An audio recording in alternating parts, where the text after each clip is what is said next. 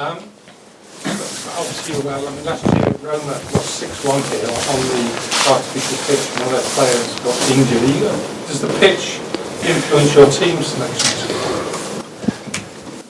What we are thinking is how we're going to win the game. That's it. How we win every 3 days in different conditions, in different contexts, in different weather, in different competitions, and that's the only way that we are approaching the game.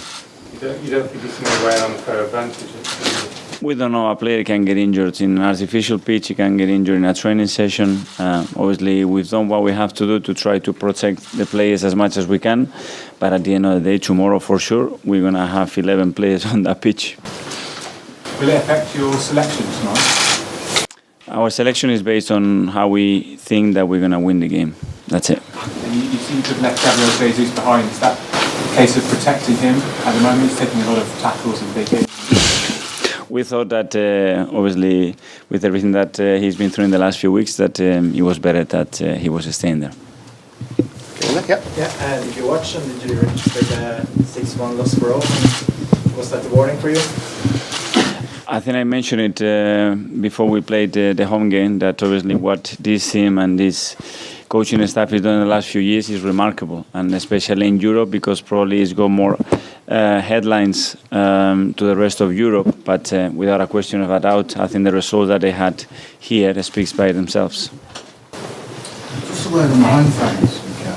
They were tremendous in Arsenal last week. Are you expecting more of the same, passionate atmosphere? Here, you mean? Yeah, they were really loud, really passionate, and I already spoke to Martin. He mentioned that we're going to expect a great atmosphere this year, and it's great. That's why traveling to Europe as well, it's really nice. Have you been able to practice on an artificial pitch and having the build-up to the game? No.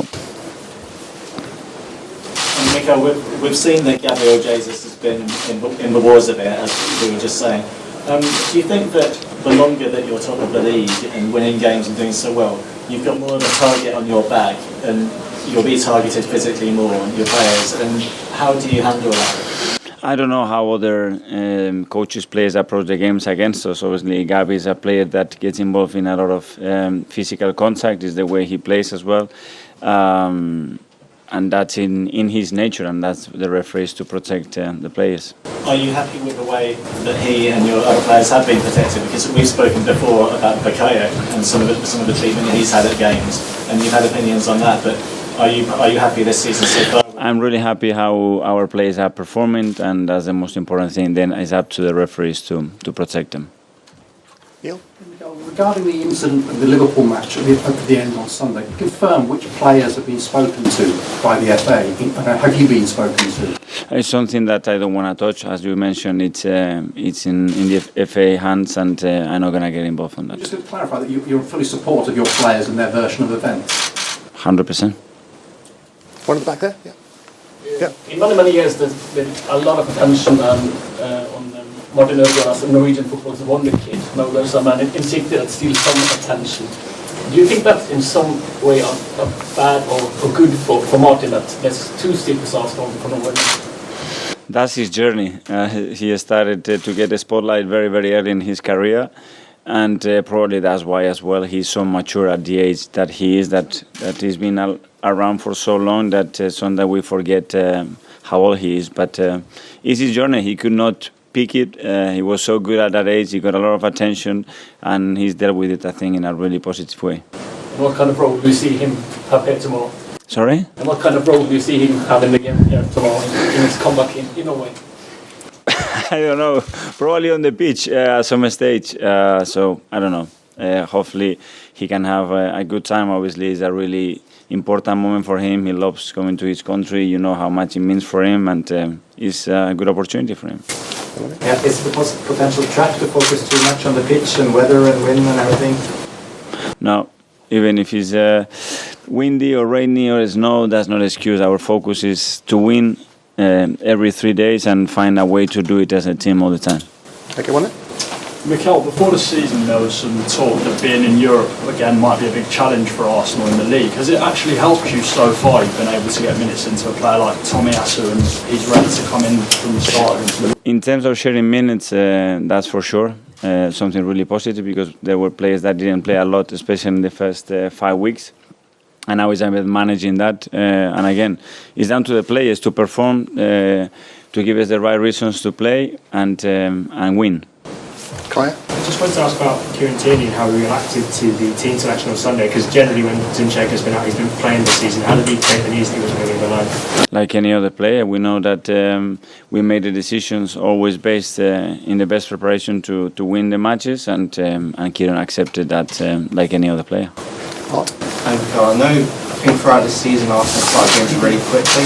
Obviously scoring in the first minute against Liverpool, everyone will know that, but has that been something you wanted to address going into this season? Because in previous years it's taken a while to kind of get it. I think every manager wants to start and score in the first minute. Obviously, it's not something that is possible, but our aim is always to attack, to be dominant in the game, and get in the scoreline up front as quick as we can.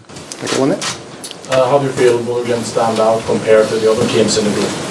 Sorry? How do you feel Bodø Glimt as a team stand out compared to the other teams? Yeah, they are one of the candidates for sure to be at the top of the group at the end of the games, and tomorrow again we will have a difficult test here.